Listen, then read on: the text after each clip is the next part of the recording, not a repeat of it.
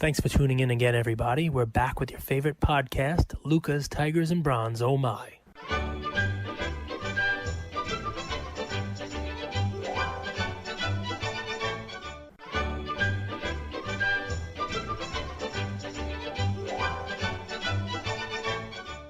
Luca Nation, what an eventful weekend we had, and we got a ton to cover here. So, we might as well just jump right into it, Cage, if you're okay with it. Oh yeah, man, jump right in. You know me, I can go off on 900 tangents. You might as well keep me focused today for today's episode. Well, I'll tell you, Luca Nation loves your tangents because there's not only are they entertaining, you're funny, you have quirky movie lines that apparently everyone except for Andrew Goldberg knows. There's a lot of education and value in it. I don't know how you do it. So welcome back to another episode of Lucas, Tigers, and Bronze. Oh my. I'm pumped, man. I have a few storylines from the weekend to kind of bring to you, and then Cage, you tell me where we should go with it, okay? Yep, you got it. Let's hear them. Let's hear the headlines. Jalen Hurts beats the best team in the NFC. It's a good one. Rodgers versus Mahomes, MVP race heating up. Another good one. We have a bowl effect on Horton Tucker. Yep. And NBA preseason is kicking off. Is Harden going to play in Houston this year? Is he going to get traded for Tyler Hero? And there's probably a ton more. So, Cage, which one of those do you want to start off with? Well, I definitely want to make sure we address all of them, but let's go in the order you raised them. You're a Philly guy. Let's talk about Jalen Hurts. Let's talk about what you think. My parents are here. So my dad and I were watching football. And he was like, man, he's not a football guy. He's a soccer guy. I was like, man, what did people see in Wentz? He must be so bad that the team is that much better with him benched. So I don't think that Jalen Hurts is that good. I think he had a pretty solid game. I just think Wentz has never been the same since his first injury in 2017. And he was that bad. That's my take on it. But Philly needed a little positivity. They needed a little good vibes. So I'm happy for the city. Guess it's Jalen Hurts era. So top rookie, right? Running total for a quarterback since Lamar Jackson, right? He had over 100 yards in the game. It's only the second time it's ever been done. You don't want to overlook that. I definitely don't want to call him Lamar Jackson yet. There's an interesting thing going on in the NFL, right? And I guess there's athletes abound, right? But there's become a dichotomy, right? There's become a split in the NFL of you're going to have that drop back statue-esque quarterback who's going to be able to, throw the ball downfield, throw the ball all over the place, just stand back there, you protect him, and, he's your prototypical NFL quarterback. And it seems like everybody else has a guy who's athletic and can, escape the pocket and run around a little bit. The true studs are the ones that can do a little bit of both. Yep. But they're so few and far between.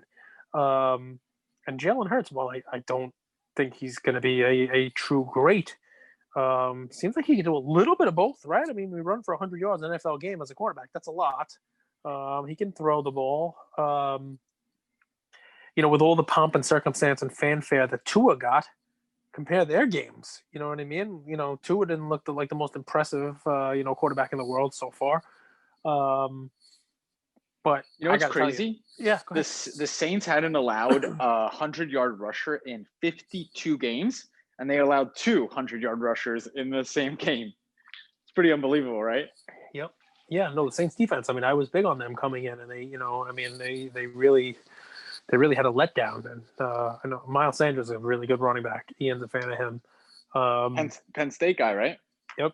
And it's interesting to see. If I were to tell you right now, though, my thoughts are on it, if you happen to be holding Jalen Hurts cards, I'd be selling them all right now. I'd be selling every one of them right now. You may not get a better time to sell Jalen Hurts than right now. He just got a signature win in his first start as an NFL player. People are making comparisons to Lamar Jackson.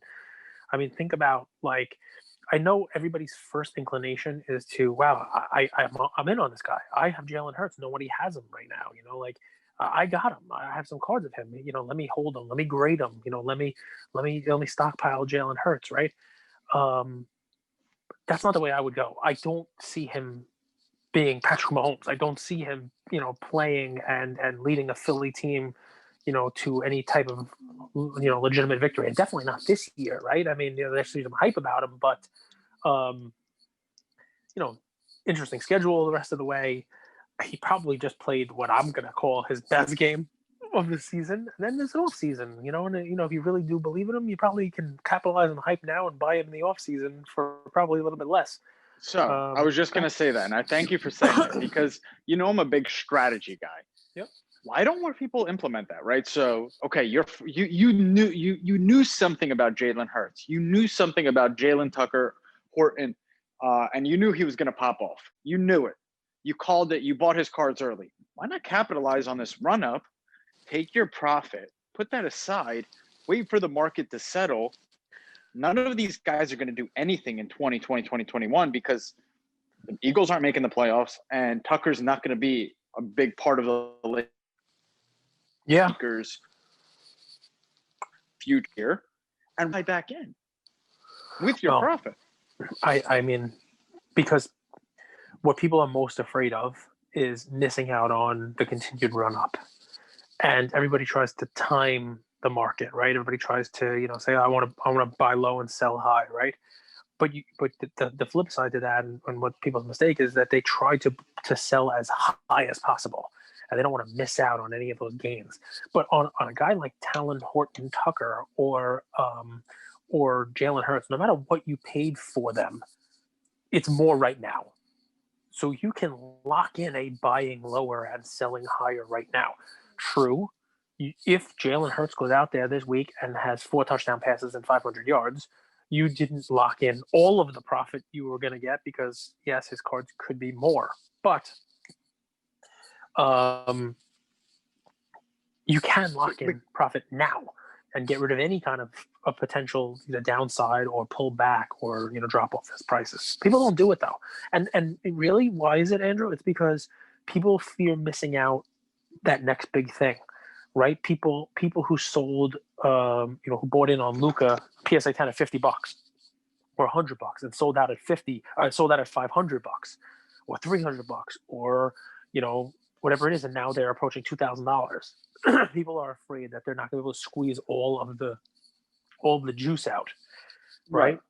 But so they don't want to here's one big. Go ahead. I want to add a caveat though, and I think this is one of the benefits of the sports card market relative to stock market.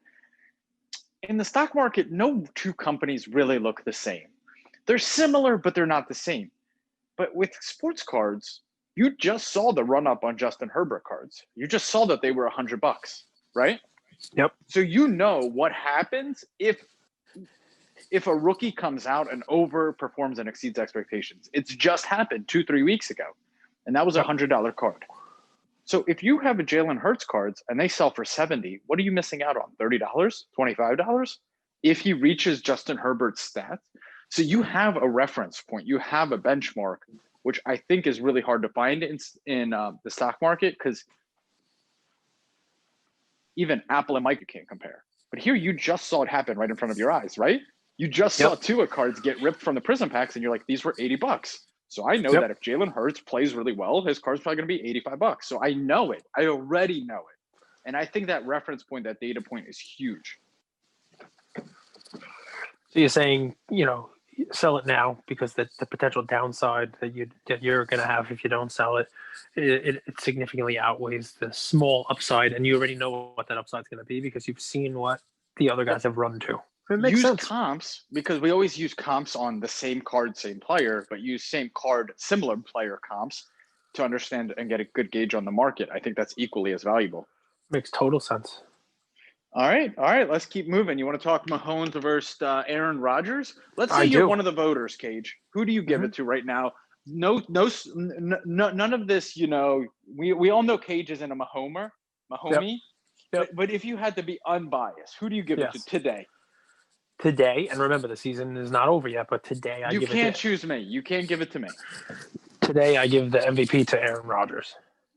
Wow. I do because because of the 3 interception game yesterday for Mahomes? No, because right now, while it's a minimal difference, Rodgers' QBR is better. Rodgers has more touchdowns and less interceptions.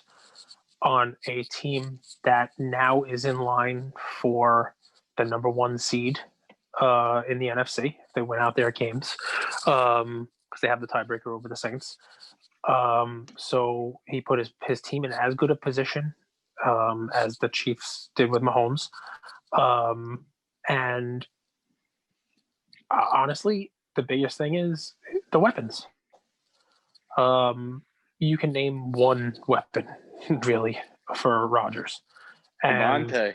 yeah, and other than that, the only reason you know the names of his other offensive weapons is because Rodgers makes them fantasy playable, whereas the Chiefs have done a good job of putting stars around Mahomes. Now Mahomes has more Fantasy yards. playable, fantasy Yep. playable, cardboard relevant. This guy is. Mm-hmm.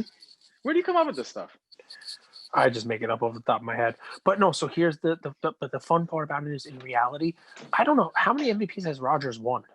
Did he win 1, 2? I think he only won one. I think he only won one also, right? So Rodgers came out in 2005, right? And he's at the tail end of his career. And the season he's having this year is a historic one. I mean, he's having a great season. And in all honesty, and you asked me who I'd give it to if I was a voter, I'd give it to Rodgers because I just feel that this may be his last time to win one. Whereas I just look at Mahomes, he's going to be able to win more in the future. He may win 3 more. Who the hell knows? But Paige, you've seen this. You've been watching sports for 40 years, basically. Yep. Why does this happen so often? Where, if you really actually compare Mahomes and Rodgers, they're really similar players. Yep. Rodgers is secretly a very athletic player. He actually had 1 rushing touchdown yesterday. And I predicted it. I said 4 touchdowns for Rodgers. So if you guys out there in Luca Nation just want to send me a DM and say thank you, Andrew, I love them. But Mahomes has one distinct factor. He's way more likable. And likability is such an interesting thing when it comes to MVPs. You see it over and over and over again. Why has Rodgers only had 1 MVP? He's a little abrasive. He's a little confrontational in nature, isn't he? Well, yes, but I think the real reason that the Rodgers perception has only won 1 MVP is because he played in a time where Tom Brady and Drew Brees were also playing quarterback. And if you look this year of those 3, Brees has been injured and Brady has not played at MVP level. Mahomes has. And I mean, in all honesty, right? I put Aaron Rodgers, and I've done this. I put Aaron Rodgers right now in Mike Trout category.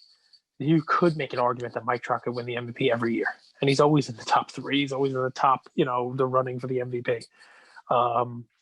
But he almost has to do something otherworldly to win it because you're comparing Mike Trout to prior years of Mike Trout. Same thing as Rodgers. Is Rodgers having the best season of his career? People are starting to do it with Mahomes.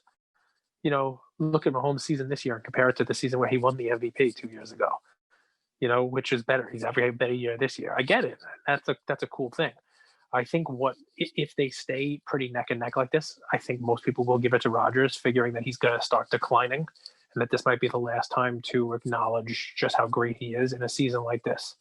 So, not taking anything away from Mahomes. Not taking anything away from Mahomes. I like this dovetails really well with my play, talking about someone who's on the decline and might have just 1 more season left. And it's your man, Mr. Carmelo Anthony. And that's my play of the day today. I think if you're going to get into Carmelo cards, now is the time. Because I do believe once the season begins, I've noticed this really interesting trend. And we'll talk about the bowl effect. But it does seem before seasons start, there's a lot of gambling. Once season begins, it's a lot of investing. And I think smart investors we'll start to see that, Dwayne Wade cards have gone up, vintage basketball has gone up, LeBron cards have gone up, but in front of our eyes, there's a top 10 scorer in history, one of the best players in history, regardless if you believe in Melo or not. Like it's hard to deny his stats. His stats are right up there with Kevin Durant. Yep. And you're going to start looking and be like, these cards are dirt cheap. Carmelo's PSA 10 Topps Chrome rookie. Okay, do you know what it's at? Top of your head? Is which one of the Topps Chrome? Yeah, I don't. That's a couple actually, $100, under 1,000. Under 1,000, easy. Tell me which Melo card would you buy? You're a Melo specialist. It depends on the price point, but yes, that's the one because everyone's going to always compare him to LeBron. So the Topps Chrome PSA 10 or the Topps Chrome card is the entry point for it. That's easy. There were a lot of other ones. I think when I gave Melo last year, I was giving like an entry card where you could buy for a couple bucks that Upper Deck MVP one, or the Upper Deck rookie exclusive one where you buy them for a couple dollars and try to get them graded. And, they're $150 PSA 10. But that's just if you wanted a low end entry point. But yeah. So I'll tell you guys the card that I would buy, and then just another card that I saw in comps that you might just want to maybe like wrap your head around this. So if you look, okay, the Topps Chrome PSA 10 Melo, his rookie card, is a $400 card. Okay. Wow. Mm-hmm. Wow. For a Hall of Famer, for someone who hasn't been inducted to the Hall of Fame, who's going to be in the headlines a decent amount this year, who's going to be coming off the bench and leading that sixth unit, who's more than likely going to get into 10th and maybe 9th in history in scoring. But let's even look at a different card. Let's look at the refractor, okay? Just on November 24th, right around Thanksgiving time, his PSA 10 Topps Chrome 2003 refractor card sold for $1,500. To give you guys context, just the other day, the actual sale of the LeBron Topps Chrome was $55,000. Now, I know LeBron is LeBron, but that vig, that arbitrage, that multiplier, that difference, I don't think that is a fair assessment of Carmelo's market value. And I would highly recommend, whether it's his Topps Chrome base card, which actually, Cage, there are some sales for $338, $390, $385 for the PSA 10. His refractor in the PSA 10, or even a cool insert. Like here I'm seeing a 2008, 2009 Topps Chrome Carmelo Anthony gold refractor. Beautiful card, right, Cage? Yep. Pop PSA 10 Pop 1. Sold for $1,000. So whichever way you want to slice it, I'd highly recommend looking at low pop, high grade Melo cards in the Topps Chrome release. And that's my play of the day today. I love Carmelo. I started buying him last year when I thought that he was going to be, somebody who would make an assault on the top 10 all-time scorers. I got a prediction for you, and we'll do this in the NBA thing, but I'll give you an advance notice on it. I bet Carmelo Anthony wins Sixth Man of the Year award this year. I like that. Just add that to his little trophy case, right? Because he's going to be the first guy off the bench for Portland. They're going to use him in the right role, which is, that old microwave, that old Vinnie Johnson role. Somebody coming off the bench providing a spark. You saw in the first game 2 days ago.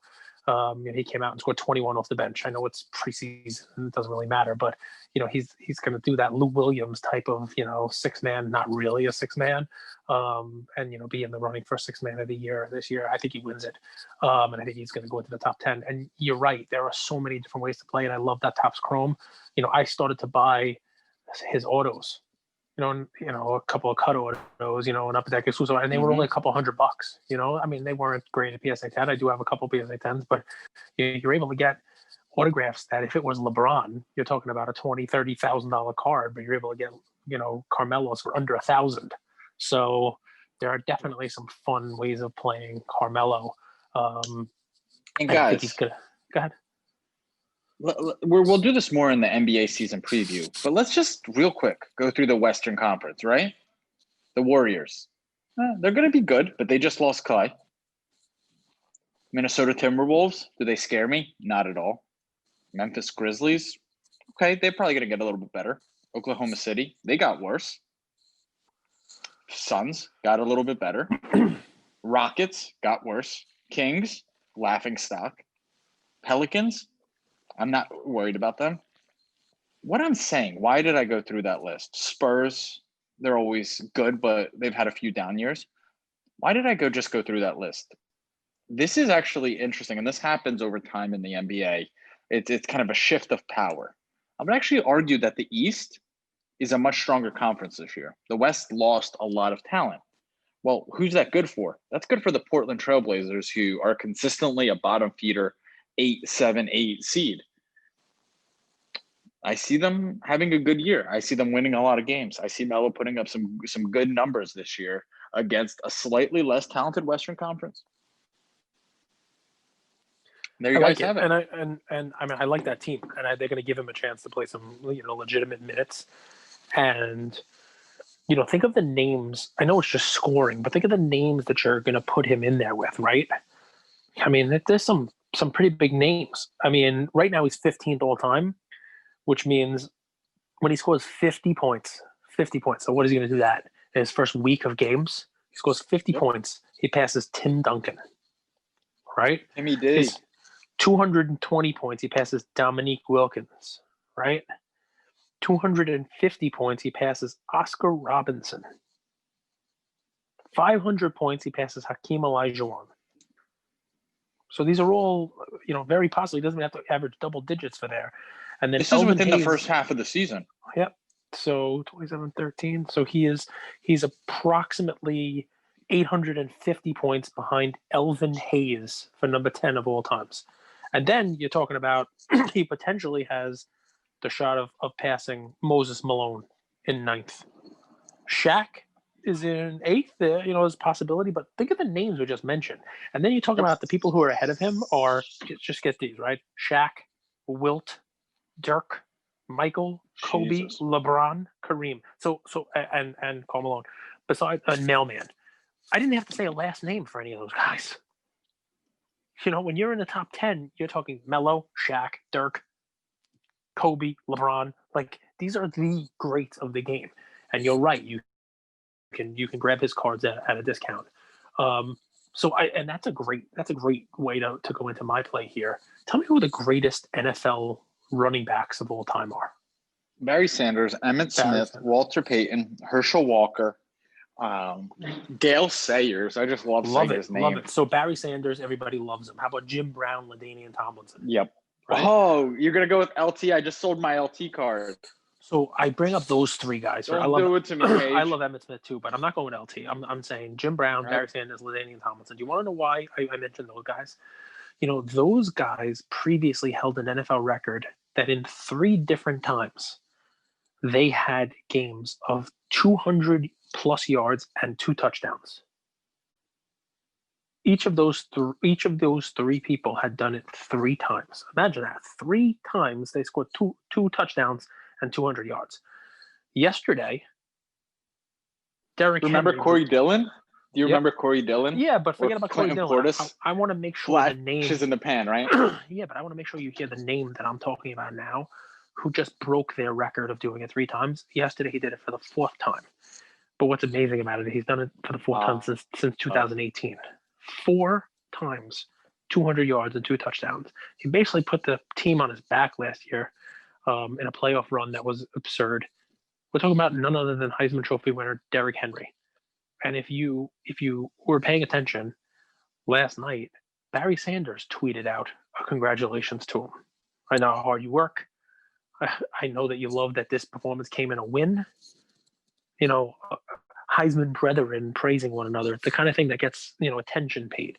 And if Henry's run in the postseason wasn't enough last year, and his run on the record books, look at what he's doing.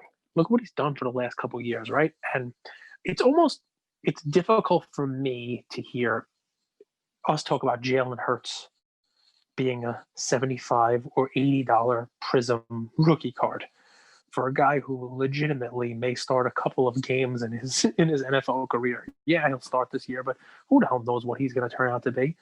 And you're talking about $75 when yesterday you were able to buy a Derrick Henry Prism rookie for under $50. So you tell me how that's sane. So my play today is, and I know he's not a quarterback, but many of these quarterbacks aren't really good quarterbacks anyway. But my play today is easy. You don't have to buy the Prism, but the Prism's the easiest one because it's what we usually go to. It's a 2016 Prism rookie of Derrick Henry. Be careful, not the Prism draft from 2016 because there actually is a Prism card, not the one with his Alabama uniform on, the one where he's in his Tennessee uniform.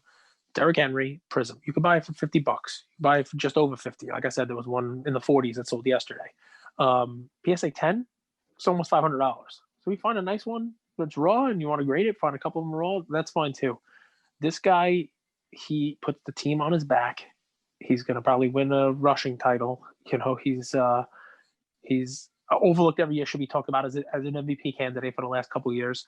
And what he did in the playoffs last year, that's the time where people make their money. That's the time where people prove their value. I think he's going to do it again. The Titans will be a playoff team again.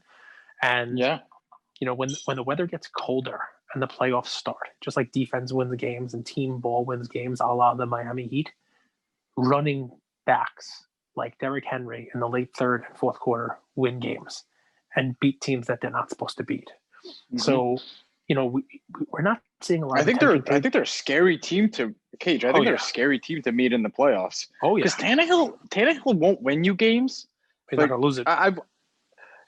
They're an interesting team. They could move the ball up and down the field, and they score touchdowns in the red zone. Yep, that's a tough team to face in the playoffs. I know their defense isn't great, but. Yeah, I love the play. Dude, he's a monster. He's a smart runner too. And he's very smart, and he stayed healthy. He plays really, really well. He wasn't utilized like crazy in Alabama. Alabama running backs, they always seem to have 3 or 4 of them. Just like Josh Jacobs wasn't utilized as much there. They don't come in with that much wear on him. And he has just really, since 2018, you're talking about 3 seasons in a row here, he has really just been – he's been the best running back in the game, and he's now compiling those stats and those numbers over a peak time period where, he's being talked about in the Barry Sanders, Jim Brown, LaDainian Tomlinson. Like the categories that he's in are not the categories you usually find the $40 rookie card in, right? So that's where I'm looking. And you guys don't have to go Prism. There's awesome optic rookie cards for $20, $25. You can buy his optic rookie card 2016. And the best part about that is, right, this card is always going to be something better than what you're getting in Clyde Edwards-Helaire in Mosaic this year. Because this year's rookie class is coming out after everybody has moved over to football and gone PSA crazy. And the print runs of this year's product are going to be 10 times what they were of 2016 Prism. I lost you for a second there, Cage. I was saying how what's cool about this one. There you go. It's a 2016 Prism. When this card came out, when this product came out, you had not had the renaissance of explosion of cards yet. You did not have the Mosaic run where now everybody's spending money on Clyde Edwards-Helaire and any other Dobbins or whatever running back, where there's going to be 14, 15 times as many printed as there were in Derrick Henry. In 2016, you can go into Target and find these Prism boxes on a clearance shelf. It wasn't people bribing their vendors or their Target managers to go get hey, call me when the cards come out and I'll relist them on eBay. It wasn't that at all. It was no one was buying these things and no one was grading them. So one of the cool things I like to look at, not only the guy who's dominating now and he's cheap compared to the rookies that are prospecting now, but also you're not going to see a humongous run-up of the population report on a Derrick Henry, card. So, if you want to grab a PSA 10 of his optic, you can still get that pretty cheap. This is a guy I think you're starting to see some greatness out of, but I think you're going to see the next couple of years him really compile some numbers that put him in the top running back category. So, not a quarterback, I apologize, but sometimes you got to look where people aren't looking. It's funny that how you even word that. Where people are looking are into Mosaic and into speculative assets, where right in front of your nose you have a scarce card because there weren't a ton of releases in 2016 of the best running back in the game right now. Is there even a close second? Some people say Nick Chubb, right? But he was a little hurt, right? So you remember him and Chubb, their running title went down to like the last game, the last play of the game last year. Right. So some people would say Chubb, but I don't think there's a comparison. You watch this guy run, he just, you cannot bottle him up for a whole game. You just can't. It just doesn't happen. And he has a funny style. He has a very memorable style of running too, which is it's kind of like the Mahomes factor, right? People love Mahomes because they love his swag. They like how he plays. They like his playing style, right? That's almost something you can't teach. And the way Derrick Henry runs is, I kind of laugh. I think it's pretty funny, actually. I don't know if you think so too. No, I think it's because you don't expect it. You don't expect that straight up and down style for him to be also elusive. And then when he breaks through the line and you're like, okay, the safety's going to tackle him, then he just makes a move and he's gone, and you're like, wow, where did that extra burst come from too? So he's pretty good. He's a pretty good running back. He's special. He's a special talent. So there you guys have it. I Andrew, hope you guys listen to our NFL Sunday preview. I want you to do 30 seconds. There was another one you raised, but you didn't do it. Talon Horton Tucker. What should people be doing if they're looking at his play now? Should they be buying him? If they have him, should they be selling him? Is it the same as the Jalen Hurts talk that we talked about? It was one of the three we didn't get to talk to. Just a couple. There's only one person who benefits on the. It's someone who's ripped his cards that has it in his that box downstairs that you're like, because we check it every like 3 months. We're like, do I have any prospects in here that I can make $25 on? There he is. I'm sure you've ripped some cards in the past year. You see them there, sell them. That's the only person, in my opinion, that would benefit from the run up is just someone who's had the cards in his stash or her stash, and I got to raid Ian's binder. You're telling me the cards that we didn't care about from last year when we broke. I got to go see if he's got any THT and sell it. Well, what's the deal? Last time Bull had a massive game, Ian ran around the house looking for Bull cards. Why is he not running around? I got to go get him now. Hey, let's go. Talon Horton Tucker. He's too busy. You want to know why? Because when I told him, I said, you got to go find the Talon Horton Tucker rookie cards. He goes, who? I said, the rookie from the Lakers. He goes, you mean Kentavious Caldwell-Pope? See, that's so people don't even know who the hell this guy is. Even Ian got him confused. The wrong Laker. Anyway, listen, guys, we appreciate it. If you take a couple points from today, what Andrew's trying to make sure you know is don't get caught up in the hype. There's always going to be hype. There's always going to be that shiny object. Don't be the cat running after the laser pointer, right? Be smart about your plays. I'll bet you right now, if we have an honest Luka Nation community, they could not even tell me how many points Kyle Kuzma had last night. Probably 25. So this is preseason. So you're going to go buy all Kyle Kuzma cards because he put up 25 and 6? Yeah. Is he a redhead? 3 and 6? Is he a redhead now? What? He did something weird with his hair. He was not blonde. I don't know what he did with it, but I was watching. I watched that game. Yeah, there was not a lot of defense being played. Let's just say that. It's rec. It's exhibition. It's rec ball. Yep. So, and it's nothing against the player. We've talked about it. We mentioned it 3 or 4 times in the last week. We're like, just be on the lookout for the bull effect. And by the way, the bull effect is something that we're coining, not to poop on bull. It's just, we've never seen the hobby like this. We've never seen players that are basically irrelevant and their card go up 5 or 6x overnight. That's a new thing in the hobby. You wouldn't be surprised if a Michael Jordan card went up 5 or 6x, but now we're seeing Bull or Jalen Hurton Tucker, however you pronounce his name, cards going up 5 or 6x. And I think it's important to understand as the market is changing and emerging. I guess I'm struggling to verbalize it. Cage, lead me to water. No, you did a better job of it than you think, right? There's a difference. Bull had a good game, or he looks good. Think of what is that going to last? Is that where you really should be putting your money? Just be smart about it, right? And also use your brain about what you're seeing. Somebody like Michael Porter Jr. is a good contrast. You've talked about him, but you know what? He's going to be starting. He's going to be getting more minutes. He's going to be playing. So what you see out of him, you can expect minutes out of him. Whereas Talon Horton Tucker, LeBron wasn't playing. The starters were sitting on the bench. It's akin to saying that you're going to bet next week's football based on what happened in what we like to call garbage time. The garbage time touchdown, right? This is garbage time. You don't frame your investment strategy around what these guys are doing in garbage time, because when the real season starts, they're not going to be playing.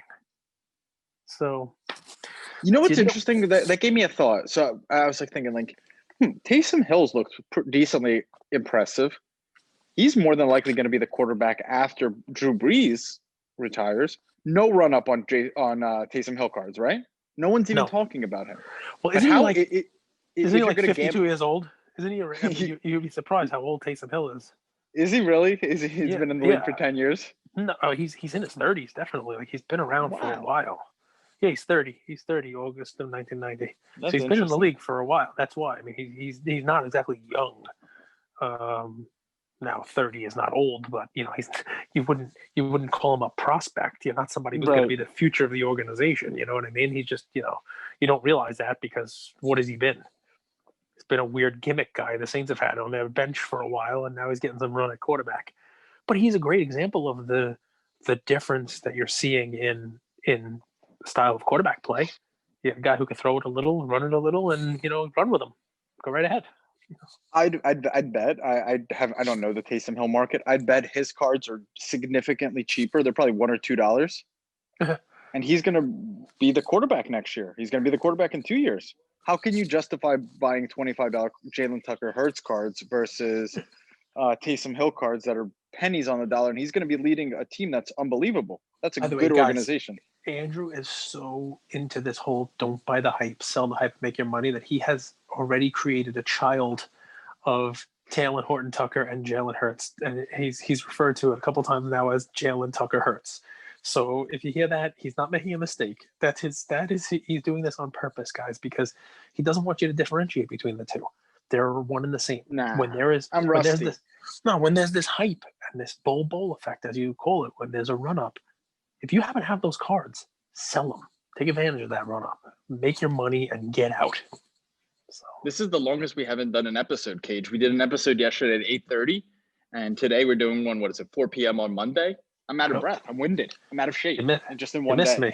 30 something hours. We haven't done an episode, so you missed me. But listen, Luca Nation, we love to thank you. Our daily listen count is again record high. Last week we had our best week ever total listen count. I'm going to say that week over week because it happens every week. So we do want to take 2 minutes here at the end, if you listened all the way at the end, to say thank you. It's amazing how far you have brought us. Not how far we've come, how far you have brought us in 4 and change short months. The 17th, the end of the week, we'll be celebrating 5 full months on this. We got a giveaway. I don't know, Andrew, when you're doing that giveaway of Kobe. Maybe we'll do another giveaway soon, but we're going to do a giveaway every week through the end of the year. So last week was this last Friday through, let me check the dates real quick. So Friday or Thursday? Yeah. So the Kobe's being given away from the 11th of December to the 18th. And then the 18th, I'm going to post another giveaway that's going to end on Christmas. And then Christmas, we're going to do another giveaway that ends January 1st. Yeah. And keep the movies coming, man. We got a couple of really good ones, like really good sports movies and stuff for Andrew to watch. He needs homework. We're going to give him some movies to watch. We appreciate that. And so seriously, guys, we do want to say thank you, and keep coming. We have a lot of people asking to get in the groups. If you haven't heard us, we haven't mentioned that in a couple episodes. If you want to get into our Instagram groups and chat with us, have direct contact with us and other members of Luca Nation to talk about all aspects of the hobby, talk about the plays, talk about what you're buying, any questions you have, just send us a message, DM us, and we'll get you in a group. Bye, Luca Nation. Thank you for spending some time with us on another episode of the Lucas, Tigers, and Bronze Oh My podcast. Do us a favor and like, subscribe. You know what? Don't just like and subscribe. Everybody does that. If you like us, tell your friends, tell your neighbors, tell your enemies, tell everybody. And we hope you got something from spending some time with us today, and we'll see you next time. Thank you.